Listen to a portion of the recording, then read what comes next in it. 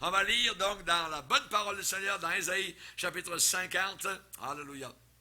Ésaïe chapitre 50, nous sommes en train de voir donc ce grand sujet, l'homme de Dieu et sa formation.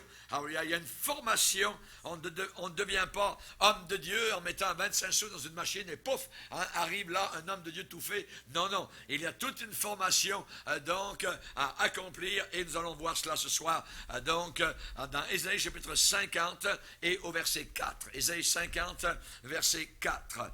Là, il est dit, le Seigneur, l'Éternel, m'a donné une langue exercée pour que je sache soutenir par la parole celui qui est abattu.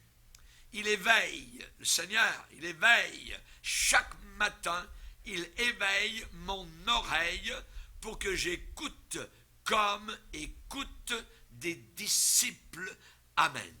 Seigneur, nous voulons te bénir pour cette puissante parole, ce glaive de l'Esprit, cette épée puissante du Saint-Esprit, que nous puissions comprendre, Seigneur Jésus, comment, Seigneur, un homme de Dieu, une femme de Dieu, Seigneur, peut être formé. Nous voulons être, Seigneur, entre tes mains puissantes, cette argile malléable, Seigneur, et au travers de tes mains, Seigneur, tu es en train de nous former tel que toi tu le désires. À toi soit toute la gloire dans le nom puissant de ton Fils, cloué, enterré, ressuscité et glorifié maintenant à ta droite, au nom puissant de Jésus. Amen. Et tout le peuple dit Amen. Alléluia. Gloire à Dieu. On peut s'asseoir, frères et sœurs. Alléluia. Gloire à Dieu. L'homme de Dieu et sa formation. Ici, dans le passage que nous venons de lire, le Seigneur l'Éternel m'a donné une langue exercée. Alléluia. Exercée. Évidemment, l'homme de Dieu a besoin de sa langue.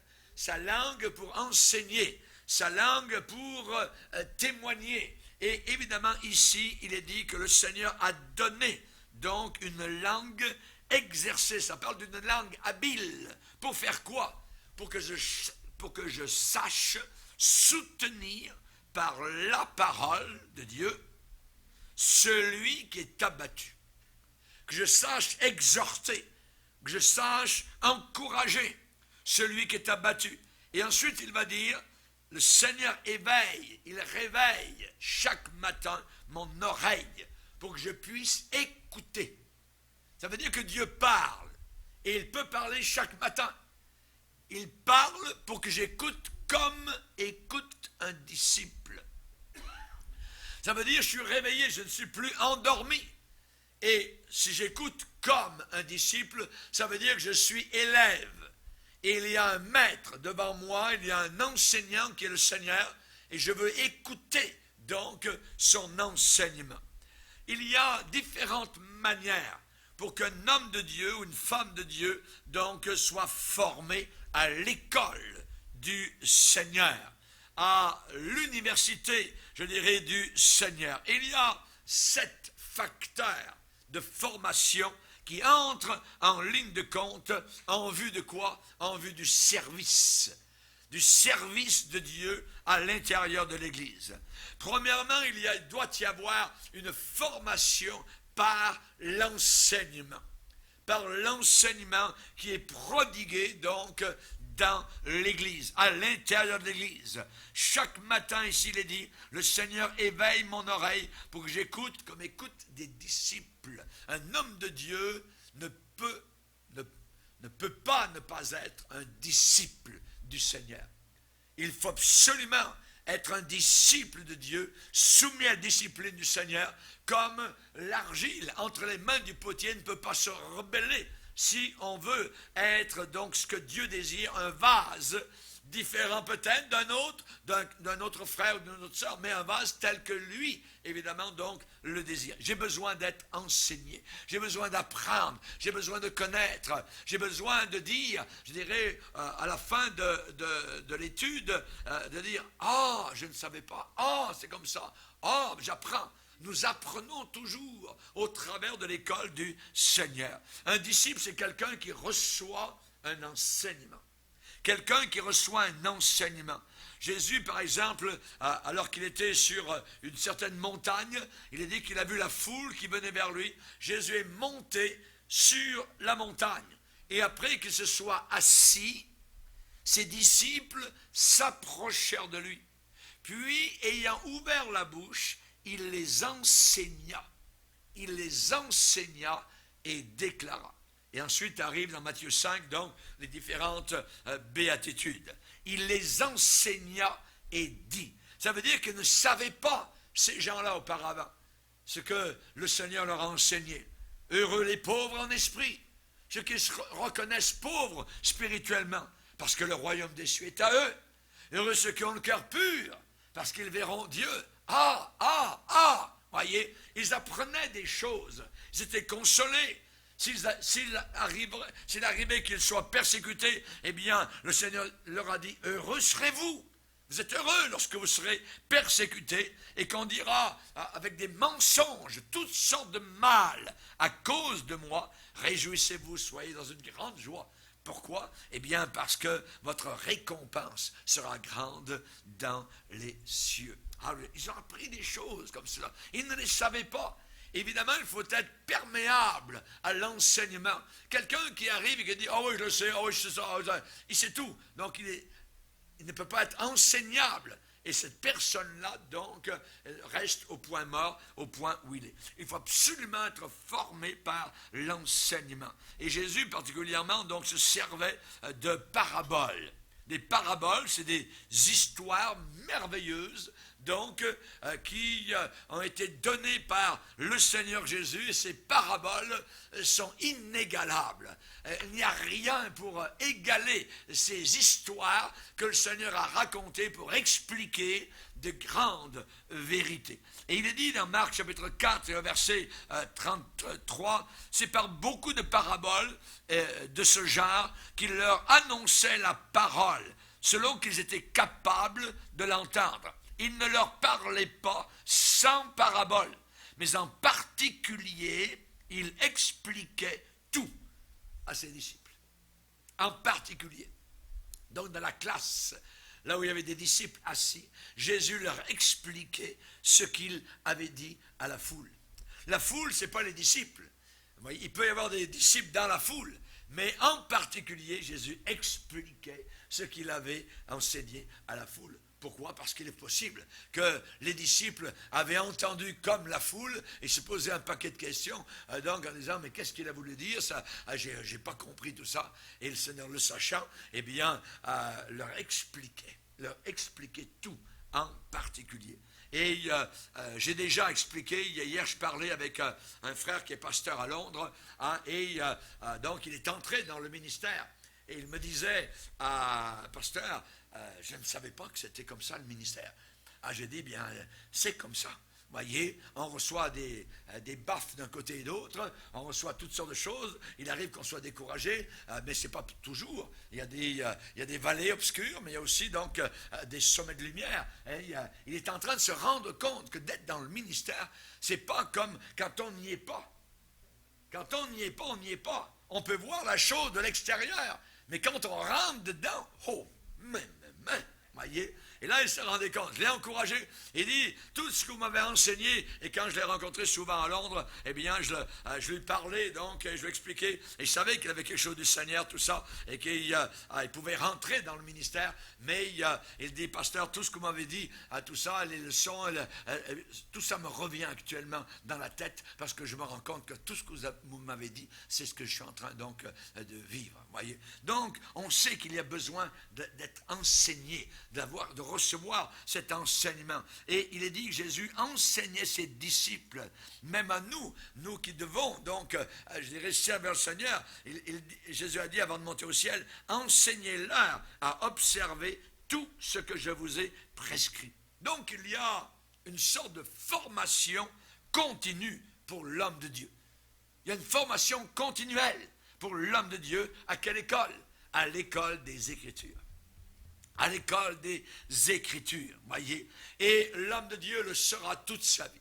Toute sa vie, il sera à l'école, il apprendra, Il n'y aura jamais, je dirais, de véritable graduation ici-bas sur la terre, cette école-là, parce qu'on apprend toujours et c'est jamais fini. Dieu est tellement infini, tout ça. Et donc, on apprend et c'est merveilleux. Donc, formation par l'enseignement. Se laisser enseigner. Moi-même, j'apprends encore des choses dans le ministère et ça fait donc plus de 40 ans. Hein, bien, on apprend encore. On est en formation continuelle. L'apôtre Paul a pu dire un jour aux Corinthiens, eh bien, j'ai reçu du Seigneur ce que je vous ai enseigné.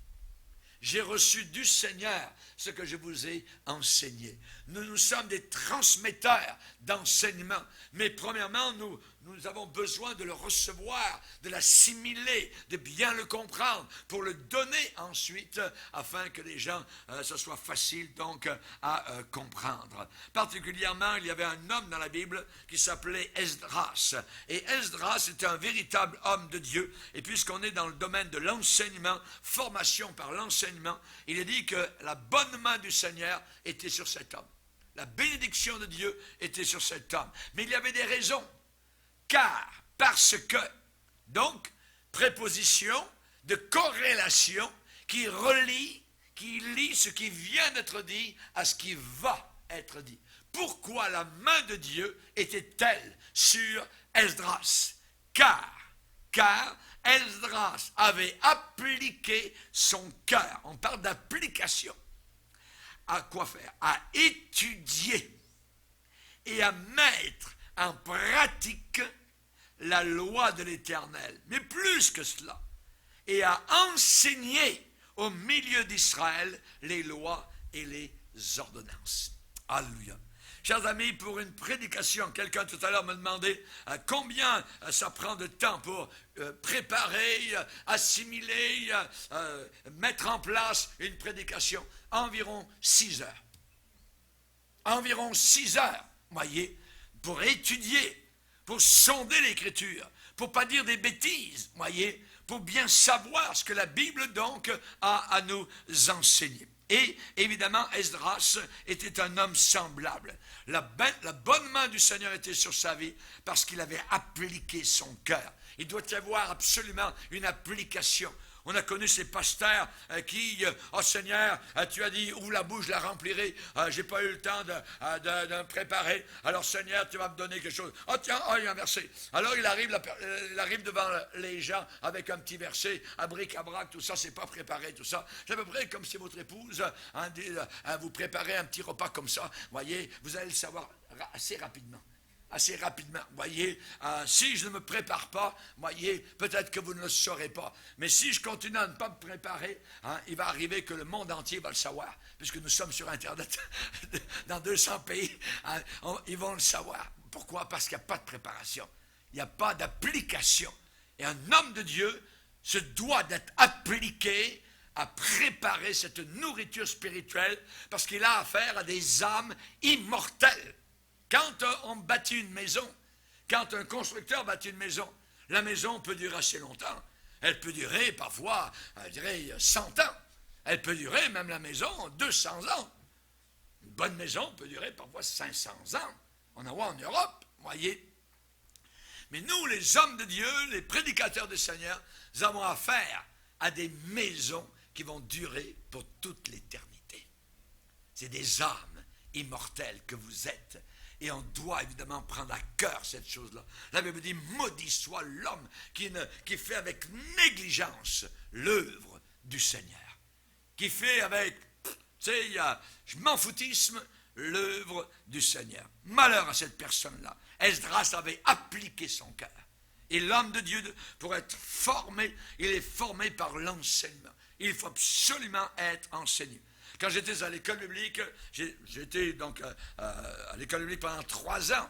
Mais depuis, eh bien, j'étudie toujours la parole du Seigneur. Mais je me rappelle être en 3e année de mon école biblique.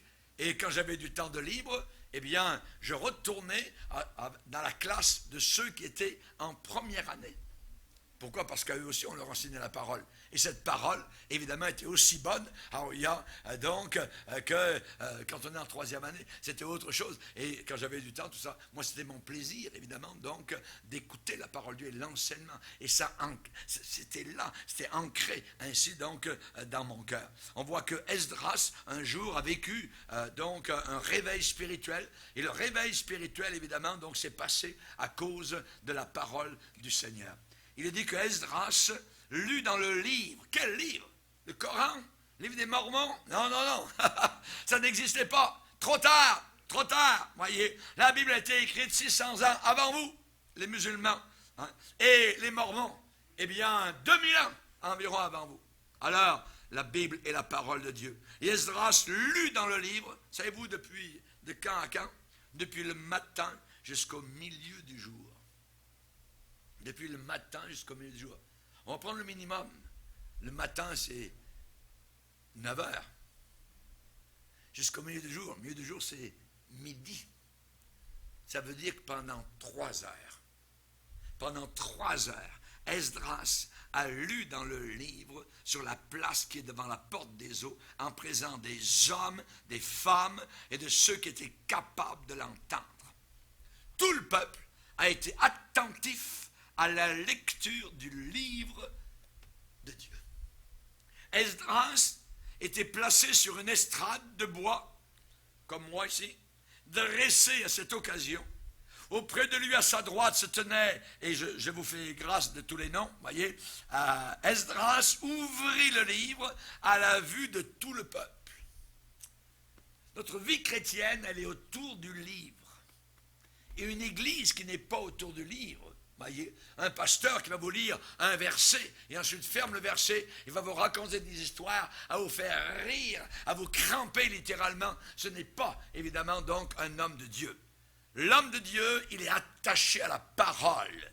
Il prêche la parole, il enseigne la parole de Dieu. Lui-même a été enseigné par le Seigneur. Il a reçu du Seigneur et il donne à son peuple ce qu'il a donc reçu. Il est dit que Esdras était élevé au-dessus de tout le peuple à cause de l'estrade. Et lorsqu'il eut ouvert le livre de Dieu, tout le peuple se tint en place. Esdras bénit l'Éternel, le grand Dieu, et tout le peuple répondit en levant les mains, Amen, Amen. Et ils s'inclinèrent et se prosternèrent devant l'Éternel, le visage contre terre. Et ensuite, il y avait les Lévites qui expliquaient au peuple la lecture. Et chacun restait à sa place. Ils lisaient, les Lévites, distinctement dans le livre de la loi de Dieu, et ils en donnaient le sens pour faire comprendre ce qu'ils avaient lu.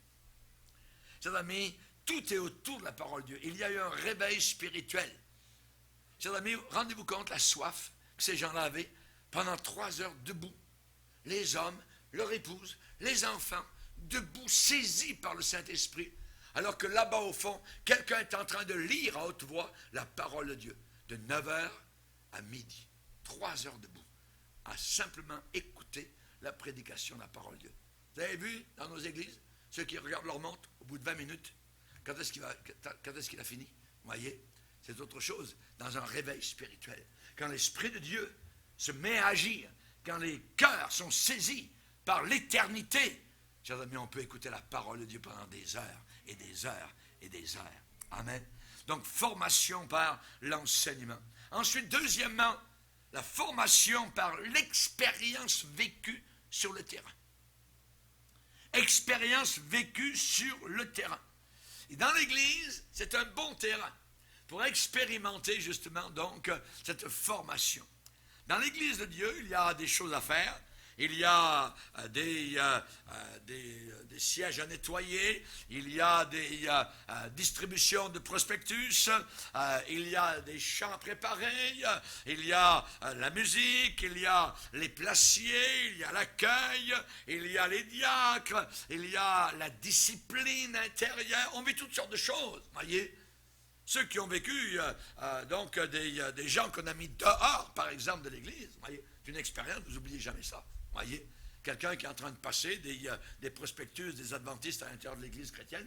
Voyez, on va le reprendre, tout ça. Hein, s'il ne se calme pas, ben, on va le reprendre une deuxième fois. On va lui parler, tout ça. Hein, nous ne croyons pas, nous ne sommes pas des adventistes. Hein, ici, on n'observe pas le sabbat et tout ça. Il y a l'histoire de manger, de ne pas manger de porc, et ainsi de suite. Nous mangeons du porc, voyez, et on n'a aucun problème avec cela, parce que la vie chrétienne est une histoire, donc, de cœur. Et on se rappelle, donc, cet homme qui a continué.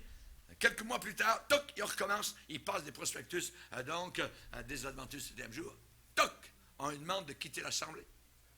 On lui demande de quitter l'assemblée et il n'est plus le bienvenu, donc, dans l'assemblée. C'est ce que la Bible enseigne. On appelle ça la discipline à l'intérieur de l'Église. Voyez, l'Église de Dieu n'est pas un moulin à vent où chacun fait ce qu'il veut, enseigne ce qu'il veut, passe n'importe quel prospectus, ainsi de suite. Jamais de la vie. Jamais de la vie. Voyez. Donc, et cela, tous les chrétiens vivent certaines expériences comme cela. Donc, de discipline intérieure. Il y a des expériences de location. On a affaire à des propriétaires. Parfois, des expériences d'achat, de travaux dans l'intérieur de l'Église. Parfois, c'est la cuisine, dans les conférences, des repas qui sont servis.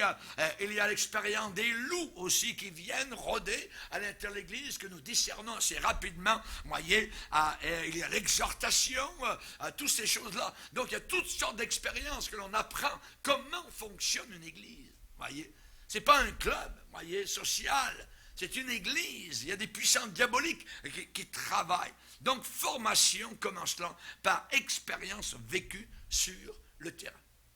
N'oublierai jamais mon premier pastorat. À mon grand étonnement, donc, nous avions une pianiste qui jouait donc du piano, ça, et en réalité c'était un orgue, et finalement c'était quelque chose d'assez merveilleux parce qu'elle était capable de prophétiser en larmes et tout ça, jusqu'au jour où on a appris que c'était une lesbienne.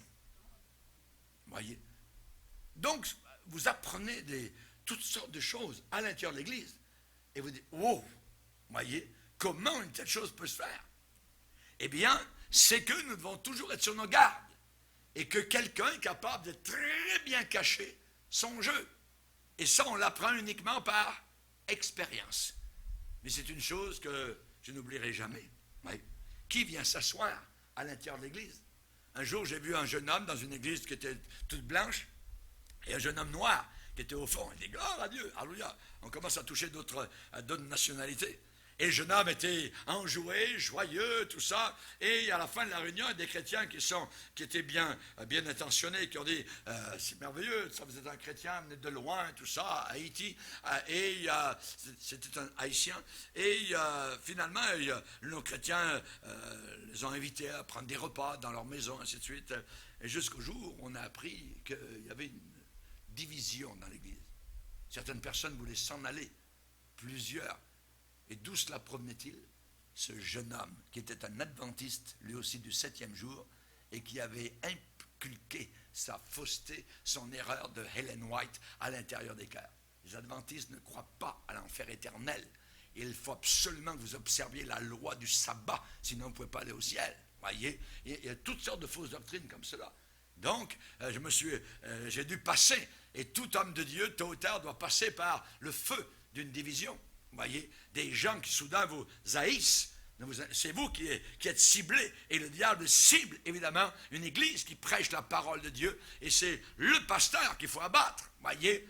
Alors, c'est pas comme dans les bars, ne tirez pas sur le pianiste, hein, le diable il dit à tous les chrétiens qui embarquent dans ce jeu-là, hein, tirez sur le pianiste, tirez sur le pasteur, c'est lui le fautif, voyez. Et ainsi de suite. C'est un dictateur, c'est ceci, c'est cela, il est trop dur, ainsi de suite, il n'y a pas d'amour, hein, et tout cela, et on connaît tout cela. Ouais. Ça, c'est une formation. C'est toute une formation. Et je pense que tout pasteur qui doit vivre des choses semblables, eh bien, doit passer par ce baptême de feu. Des personnes qu'il a enseignées, des personnes qu'il a nourries, des personnes pour lesquelles il a prié, et soudain de les voir se lever contre lui. Se lever contre lui. Formation par expérience vécue sur le terrain. Amen. Jésus a envoyé les disciples un jour, 2 par 2, en mission. Et il leur a dit de cette manière, maintenant, l'enseignement, vous en avez assez eu, maintenant, à vous, c'est le temps de donner. Vous allez aller directement sur le terrain. Regardez, on va le lire dans Matthieu 10. Matthieu chapitre 10, verset 5. Tels sont les 12 que Jésus envoya après leur avoir donné les instructions suivantes. N'allez pas vers les païens, n'entrez pas dans les villes des Samaritains. Allez plutôt vers les brebis perdues de la maison d'Israël. Allez, prêchez, dites, le royaume des cieux est proche. Guérissez les malades, ressuscitez les morts, purifiez les lépreux, chassez les démons. Vous avez reçu gratuitement, donné gratuitement. Ne prenez ni or, ni argent, ni monnaie dans vos ceintures, ni sac pour le voyage, ni deux tuniques, ni souliers, ni bâtons, car l'ouvrier mérite sa nourriture. Dans quelque village ou ville que vous entriez, informez-vous s'il s'y trouve quelque homme digne de vous recevoir, et demeurez chez lui jusqu'à ce que vous partiez. En entrant dans la maison, saluez-la. Et si la maison en est digne, que votre paix vienne sur elle, sur cette maison. Mais si elle n'en est pas digne, que votre paix retourne à vous. Lorsqu'on ne vous recevra pas et qu'on n'écoutera pas vos paroles, sortez de cette maison ou de cette ville et secouez la poussière de vos pieds. Je vous le dis en vérité, au jour du jugement, le pays de Sodome et de Gomorrhe sera traité moins rigoureusement que cette ville-là. Voici, je vous envoie comme des brebis au milieu des loups, et ainsi de suite. C'est merveilleux tout ce que le Seigneur est en train de leur dire, mais il veut leur dire maintenant, on passe à l'expérience. Vous allez apprendre sur le terrain, vous allez apprendre sur le tas, et c'est la meilleure école. Après avoir emmagasiné dans la tête, je dirais, un paquet de versets, de doctrines, de connaissances qui est bonne, voyez, cependant, il faut aller maintenant, donc, porter. Vous savez, en Israël, il y a deux mers. Il y a la mer de Galilée au nord, il y a la mer Morte au sud. La mer de Galilée reçoit des eaux du nord, et ensuite les eaux coulent par le sud, dans le Jourdain, jusqu'à la mer Morte. Et autour de la mer de Galilée, il y a des arbres, des oiseaux, c'est plein de vie, il y a des poissons dans la mer de Galilée, parce que c'est une mer qui reçoit et qui donne. Et la mer Morte, c'est une autre mer, elle est morte. Pourquoi est-elle morte? Parce qu'elle reçoit de l'eau du Jourdain, du nord, mais en bas c'est fermé. Recevoir, sans jamais donner, sans jamais être sur le terrain, c'est quelque chose de dangereux. Il faut recevoir de la nourriture, de l'enseignement, mais ensuite aller sur le terrain pour, évidemment, donc, vivre l'expérience. Chers amis, c'est une occasion d'expérimenter dans la pratique les enseignements reçus, que vous avez reçus à l'écoute, évidemment, du maître. L'enseignement et l'expérience sont deux pôles indispensables à une formation efficace. Il faut absolument donc être sur le terrain. Par exemple, pour les diacres. Dans une église, on a besoin de diacres. Diacre, diaconos, ça veut dire les serviteurs. Des gens qui s'occupent des choses matérielles de l'église. Pour que le pasteur s'occupe librement des choses spirituelles. Et la Bible dit, pour les diacres, qu'on les éprouve d'abord, premièrement, et qu'ils exercent ensuite leur ministère s'ils sont sans reproche. Premièrement, qu'on les éprouve, on les regarde aller, voyez, et ensuite qu'ils exercent donc le diaconat, le service dans l'Église, s'ils sont sans reproche. Donc, 1, formation par l'enseignement. 2, formation vécue sur le terrain. Ensuite, formation par la communion avec Dieu. Très important. Communion avec Dieu. Vous vous rappelez qu'il y avait un serviteur, Moïse avait un serviteur qui l'aidait, qui était son helpeux, qui s'appelait Josué. Josué était un serviteur de Moïse et il passait beaucoup de temps dans la présence de Dieu. Lisez avec moi Exode 33. Exode 33.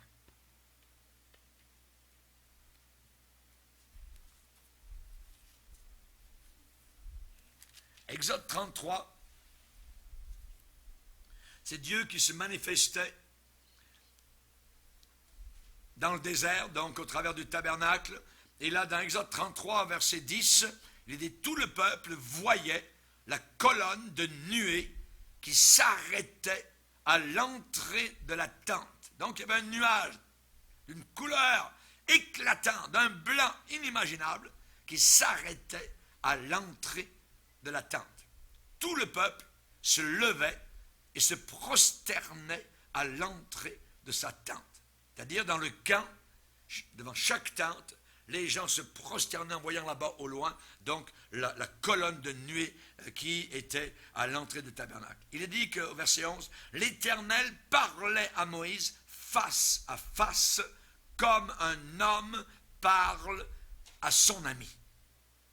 Puis Moïse retournait au camp. Mais son jeune serviteur, Josué, fils de Nun, ne sortait pas du milieu de la tente. C'est à peu près comme une fois que tous les gens partent de la réunion, vous voyez, quelqu'un reste ici pendant plusieurs heures dans la présence de Dieu. C'est ce qui est arrivé à Josué. Josué restait dans la tente. Dans la tente, vous voyez, au milieu de la tente d'assignation, pour entendre Dieu. Il priait le Seigneur. Il voulait être là où se trouvait le Seigneur. Pas étonnant que plus tard, il a été employé par le Seigneur et est devenu un grand serviteur de Dieu, un homme de Dieu, Josué. C'est lui qui a fait entrer le peuple dans la terre promise. La communion avec Dieu est très importante. Quel temps passons-nous avec Dieu? Quel temps passons-nous avec le Seigneur? Voyez, à la mort de Moïse, quand Moïse est décédé, eh bien, il fallait trouver un successeur compétent. Eh bien, c'est lui, Josué, que Dieu a désigné. L'Éternel dit à Moïse avant sa mort, prends Josué, homme en qui réside le Saint-Esprit, tu poseras tes mains sur lui. Donc, transfert de ministère sur Josué. Dieu lui dit, tu vas prendre ce jeune homme en qui réside le Saint-Esprit. Ce n'est pas peu dire. C'est quelque chose de très puissant. C'est lui qui était choisi. Et dans Deutéronome 34, verset 9, il est dit, Josué était rempli de l'esprit de sagesse, car Moïse avait posé ses mains sur lui. Être rempli de l'esprit de sagesse. Avant de devenir un homme public, c'est-à-dire propulsé sur les devants de la scène, à cause des exigences du ministère, eh bien Josué, avant tout, dans le secret, dans l'incognito, communiait avec Dieu, avait une vie de communion avec le Seigneur. Et cela est très important. Dieu ne peut pas utiliser quelqu'un qui ne prie pas, ou si peu. Savez-vous qu'en Amérique du Nord, on a fait un sondage, voyez, le temps que les pasteurs passent chaque jour devant le Seigneur, 7 minutes. C'est la moyenne. 7 minutes. Pas étonnant que l'Église est attaquée comme cela. Pas étonnant que les fausses doctrines grandissent. Les dirigeants ne prient plus. Ne prient plus. Le minimum requis, c'était 1 heure de la part du Seigneur. Jésus l'a dit, il a repris ses disciples. Vous n'avez pas pu veiller avec moi 1 heure. Pas étonnant. Voyez. Donc, Josué avait une formation par la communion avec Dieu. Il parlait, il aimait le Seigneur, il aimait être dans la présence du Seigneur. Quatrièmement, comment un homme de Dieu se forme? Formation par des petites choses. Moi, j'appelle ça les timbres à poste. Les timbres de poste à mettre sur le côté droit de l'enveloppe. Est-ce que quelqu'un à qui on donne une lettre est capable de mettre et de savoir que la lettre va partir? Des petites choses. Si quelqu'un n'a pas confiance dans une personne pour qu'elle fasse une si petite chose, comment pourra-t-on lui donner d'autres, je dirais, responsabilités plus grandes? C'est impossible. Généralement, la formation est de longue durée. Longue durée. Pourquoi? Parce que tous les facteurs qui contribuent à sa réalisation doivent entrer en action. Et il y a beaucoup de facteurs. Les petites choses, pas les grandes choses, les petites choses y contribuent et de façon non négligeable. C'est très important. Et les petites choses, si elles sont bien faites, en appellent à de plus grandes tâches. Voyez, les petites choses ouvrent le chemin, donc la voie à des tâches toujours plus enthousiasmantes que Dieu a préparées d'avance.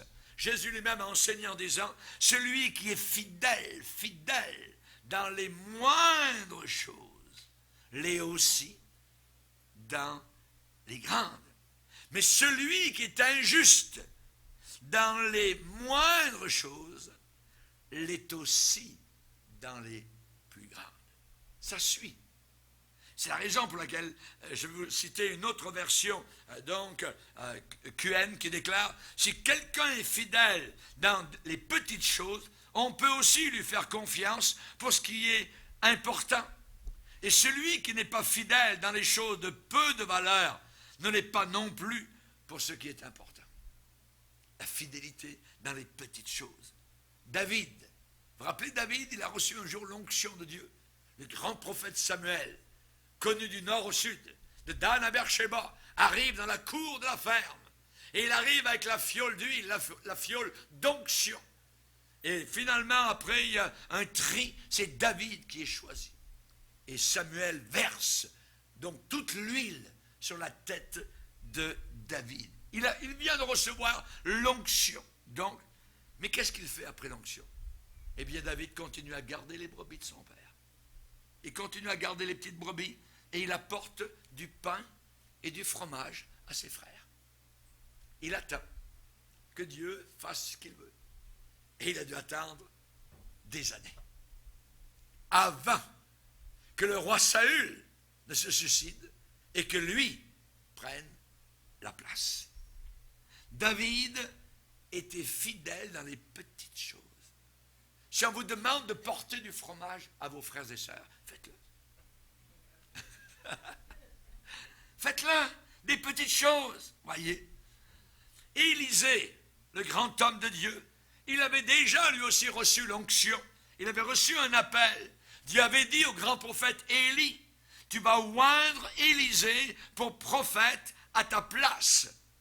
Et il a été appelé Élisée. Et qu'est-ce que faisait Élisée?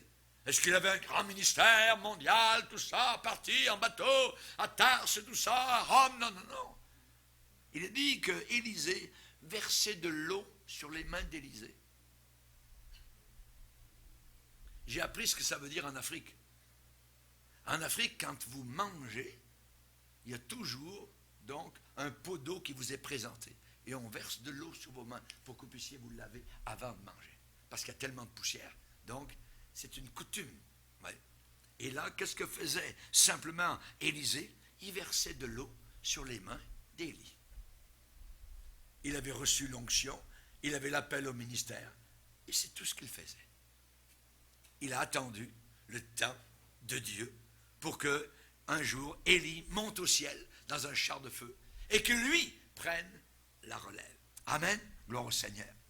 Maintenant, dans le ministère, il y a une chose qui n'est pas négligeable, c'est, moi j'ai fait les deux. J'ai fait le ministère sans épouse et avec une épouse. Et je vais vous dire ce qui est le plus facile. Et vous pensez que je vais dire sans épouse? Non! Ce qui est le plus facile, c'est avec mon épouse. Alléluia. Gloire au Seigneur. C'est bien plus facile. La Bible dit aimez vos femmes. Ça serait terrible au travers du ministère de perdre son épouse. C'est arrivé à plusieurs. Hélas. Voyez. Donc il faut passer du temps avec nos épouses, même dans le ministère. Qu'elles sachent qu'on les aime encore. Au travers des colères. Et puis ça arrive, et bien que le soleil ne se couche pas sur nos colères. Les fameux hommes de Dieu, voyez, femmes de Dieu, on n'est pas encore dans le ciel, on est encore sur la terre. Et on connaît tous le verset qui dit que l'homme ne sépare pas ce que Dieu a uni. Moi, je pourrais mettre autre chose, voyez, que le ministère ne sépare pas ce que Dieu a uni. Et le ministère est capable de séparer un homme de sa femme. Satan travaille, voyez, et ça, nous devons toujours faire attention. C'est la raison pour laquelle, devant les gens, j'élève toujours mon épouse. C'est la plus belle, oh yeah, de toutes les femmes de la terre. C'est elle que j'aime, alléluia, et personne d'autre ne peut tomber en amour avec moi. C'est elle qui m'aime. Alléluia, que Dieu soit béni, et c'est elle que j'aime. Que Dieu soit béni. Elle me dit, fais ta joie de la femme de ta jeunesse. Nous allons fêter bientôt 40 ans de mariage. Dans quelques jours. Amen. C'est merveilleux. C'est merveilleux. Je bénis le Seigneur. Pour moi, c'est comme s'il y avait à peu près 4 ans. Ouais, tellement le temps a passé rapidement. Tellement le temps passe vite. Ouais, pourquoi? Parce que c'est l'amour qui fait en sorte qu'on ne voit pas la vie passer. La vie passe, même au travers de nos épreuves, nos difficultés, nos pleurs, nos soucis, ainsi de suite. Voyez, c'est quelque chose de merveilleux. Le diable a essayé plusieurs fois. D'autres ont essayé de séparer le couple. Voyez, le diable est. Imaginez si un jour le pasteur Bourgier divorçait. Ah, on savait. On savait. Ouais. On a des ennemis tout autour de nous. Et eux jubileraient avec le diable. Mais non, il n'en sera pas ainsi. Pourquoi? Parce que l'homme ne séparera pas ce que Dieu a uni. Les mariages sont faits premièrement au ciel, avant qu'ils ne soient faits sur la terre. C'est Dieu qui nous permet de venir ensemble. C'est Dieu qui a amené Ève vers Adam. Alléluia. Et c'est Dieu qui m'a fait faire ces 15 000 ou 16 000 kilomètres pour aller rencontrer ma chère épouse dans les cantons de l'Est, dans les Appalaches, sur la frontière américaine, à Lac-Mégantic. Elle était là, la perle. Alléluia! Gloire au Seigneur. Que Dieu soit glorifié. Maintenant, l'homme de Dieu est formé aussi, cinquièmement, par le creuset de la vie quotidienne. Les épreuves. Les épreuves ne sont pas toujours mauvaises, voyez, elles nous forment. Pierre, l'apôtre, va parler de l'épreuve de votre foi. C'est bien beau d'avoir la foi. C'est bien beau d'avoir un bateau. Mais est-ce que c'est un bon bateau? Vous allez savoir si vous avez un beau bateau, un bon bateau. Vous amenez ce bateau-là dans une tempête. Et ça monte, et ça descend, et vous avez le mal de mer, tout ça, et ça secoue d'un côté, et de l'autre, et ça craque, et ça roule d'un côté. Et le bateau tient bon, voyez. Et le bateau ne lâche pas.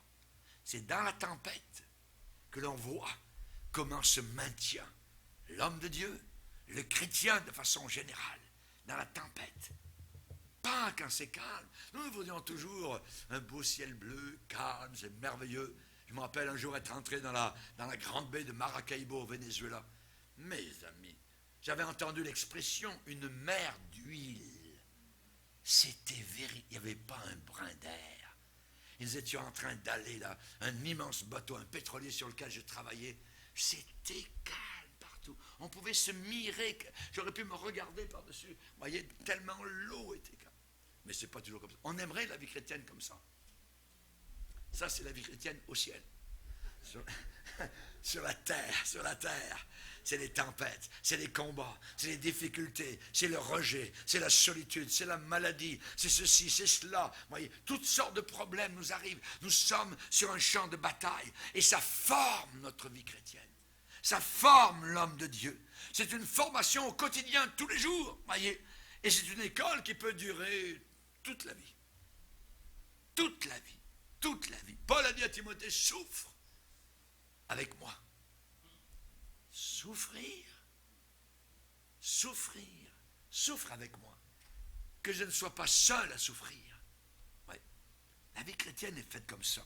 Et un des aspects de la formation, que l'homme de Dieu n'est pas toujours conscient, évidemment, c'est toutes ces batailles, ces luttes, ces rejets, l'épreuve du rejet. Oh. C'est difficile, l'épreuve du rejet. Paul a dit, je ne fais pour moi-même aucun cas de ma vie, pourvu que j'accomplisse, que je finisse la course que le Seigneur m'a demandé de faire. Jésus un jour a dit aux disciples, pouvez-vous boire la coupe que je dois boire? Ah oui, nous le pourrons. Tu sais. Oh ouais, le Seigneur va suivre jusqu'à la fin. Ouais, mais c'était quelque chose de dur. La plupart des apôtres ont été tués de façon violente. Chers amis, pouvez-vous boire la coupe? Quand on vient au Seigneur, il faut savoir à quoi on s'attend. Et la vie chrétienne, souvent, est dépeinte aujourd'hui comme quelque chose de merveilleux. C'est Alice au pays des merveilles. C'est un champ de roses. C'est un bol que vous avez dans la main avec des cerises. Et vous avez juste qu'à porter légèrement la cerise à votre bouche. Et décrire la vie chrétienne comme ça. C'est pas du tout ça. La vie chrétienne, selon la Bible, c'est vous avez un casque, vous avez une armure, vous avez un bouclier, vous avez un ennemi, vous avez des menteurs, vous avez des hypocrites, vous avez des impurs, vous avez des démons. Vous n'arrivez pas à dormir la nuit, vous arrivez parfois le matin pour prêcher l'évangile, et toute la nuit a été réveillée, vous avez prié, vous avez tabassé, je dirais, avec le Seigneur, tout ça. Et vous arrivez, vous prêchez la parole de Dieu. Et vous voyez comment le Saint-Esprit travaille. C'est quelque chose de merveilleux. Il faut savoir ces choses-là, formées par le creuset de la vie quotidienne. Joseph, avant de devenir, je dirais, un instrument dans la main de Dieu, un instrument remarquable, voyez, 13 ans de prison. Paf! Avec une étiquette sur lui. C'est un pervers sexuel.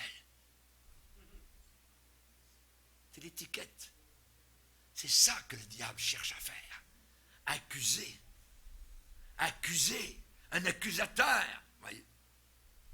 13 ans de prison, c'était faux. Il a subi des souffrances, il a subi le mensonge, il a subi la privation, il a subi l'humiliation, la frustration. On parle de formation d'un homme de Dieu. Moïse, il a passé 40 années dans des belles sandales en or, sur les pavés de marbre des grands temples égyptiens. C'était merveilleux. Mais ensuite, il a passé 40 années avec du sable brûlant entre ses orteils pour qu'il apprenne. Dieu est en train de le former. Pour qu'ensuite, il passe 40 autres années avec un peuple rebelle. Ou parfois, Moïse a dit, Seigneur, donne-moi la mort, c'est fini, terminus, tout le monde descend. Je ne peux plus porter ce peuple. Quelle formation! Mais c'était la formation requise que Dieu lui demandait pour être un grand conducteur. Dieu le destinait à cela. David a été appelé un homme selon le cœur de Dieu. Il a dû passer par cette longue école de formation. Être jalousé. Pendant des années, persécuté, haï, des hostilités. Il a dû fuir. Il a dû vivre entre les stalagmites et les stalactites des cavernes. Oui. Et c'est là qu'il a écrit ses plus beaux psaumes. La caverne d'Adullam. Cette caverne obscure et ténébreuse.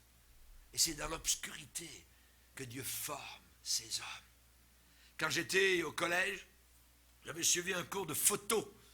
À cette époque-là, il y avait une chambre noire. Et nos appareils de photo, donc, on prenait une photo, il y avait une impression sur un film. Et on mettait dans la chambre noire, on avait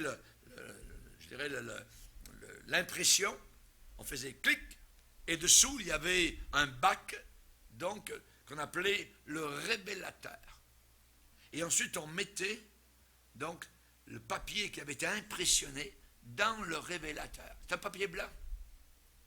Et ensuite, on le glissait dans le révélateur. Et soudain, la photo sortait. Dieu nous forme dans la chambre noire, dans les difficultés, et il nous place dans le révélateur. Il imprime sa volonté sur nous. Il imprime sa personne sur nous. Et dans le révélateur, soudain, c'est la personne de Jésus qui est en train de sortir. C'est ce qu'il désire, que nous soyons comme lui. Nous chantons, être comme Jésus. C'est tout un chant. Réfléchissez quand vous chantez ça. Ça veut dire une croix, ça veut dire la honte. Être comme Jésus, c'est cela. La formation dans les chambres noires de ce monde. Daniel, il a subi un exil forcé sur une terre étrangère. Il a subi 3 années d'endoctrinement babylonien intensif à la cour de Babylone. Et déjà dans le premier chapitre, nous voyons Daniel qui est en train d'être formé et qui prend la résolution de ne pas se souiller. Pas étonnant que Dieu l'a utilisé. Pas étonnant que nous avons dans la Bible un livre appelé Daniel. 12 chapitres formidables et merveilleux. Sixièmement, formation par le temps. L'épreuve du temps. Épreuve du temps. Il fait toutes choses belles en son temps. En son temps. Il est bon d'attendre en silence le secours de l'Éternel. Le facteur temps est un élément important de la formation. Voyez, généralement, c'est de longue durée. Ce n'est pas du soir au lendemain. Aujourd'hui, quelqu'un va être pasteur, il envoie générer sa formulation donc, par la poste le lundi, et le vendredi, il reçoit sa carte de pasteur. Pensez-vous que c'est un pasteur? Non. Non. La formation, elle se passe par le temps. Dieu est souverain. Lui seul est juge pour savoir le temps que quelqu'un doit être formé. Les disciples ont une formation de 3 ans, voyez, à l'école de Jésus. Mais Moïse, ça a duré 40 ans au désert. 40 ans, voyez, jusqu'au jour où c'était fini. Et le buisson s'est mis à brûler. Moïse, Moïse, c'est le temps. Tu es gradué. Tu peux retourner en Égypte. Et quand il lui dit, maintenant la porte est ouverte, il dit, non, ferme-la Seigneur, je ne veux pas y aller. Je suis habitué à mes petites brebis, tout ça. Ma petite vie, tout ça. J'ai un beau-père. J'ai une bonne épouse ici. Je suis habitué au fromage de brebis, tout ça. Pourquoi j'y retournerai en Égypte? Il ne veut plus y aller. Quand il est prêt, quand maintenant Dieu a décidé que c'est prêt, il ne veut plus y aller. Il y est allé. Vous connaissez la suite. Dans le psaume 1, il est dit que celui qui aime le Seigneur et sa parole donne son fruit dans sa saison. Dans sa saison. Nous avons une saison, nous aussi. On ne récolte pas, évidemment, des raisins au mois de mai. Et on ne peut pas récolter les fruits tant qu'ils ne sont pas mûrs. Donc, il y a un temps de mûrissement sous les rayons du soleil de Dieu. Formation par le temps. Et en terminant, formation par un formateur. Par un formateur, voyez. Le facteur humain contribue, je dirais, pour une large part à la formation de l'homme de Dieu. Pour les 12 disciples, c'est qui était le formateur? Jésus. Jésus, le formateur par excellence. Il est dit que Jésus en établit 12 pour 3 choses. Pour les avoir avec lui. 2, pour les envoyer prêcher. 3, avec le pouvoir de chasser les démons. Il en choisit 12. Pour Timothée, qui a été son formateur? Paul. Paul voulut l'emmener avec lui. Pour Élisée, ça a été Élie. Pour Josué, ça a été Moïse. Alors, gloire au Seigneur. Que Dieu bénisse, amen, ceux qui nous aident, évidemment, donc, à être formés et à devenir des hommes et des femmes de Dieu tels que le Seigneur le désire. Que Dieu soit béni. Baissons nos têtes et prions le Seigneur.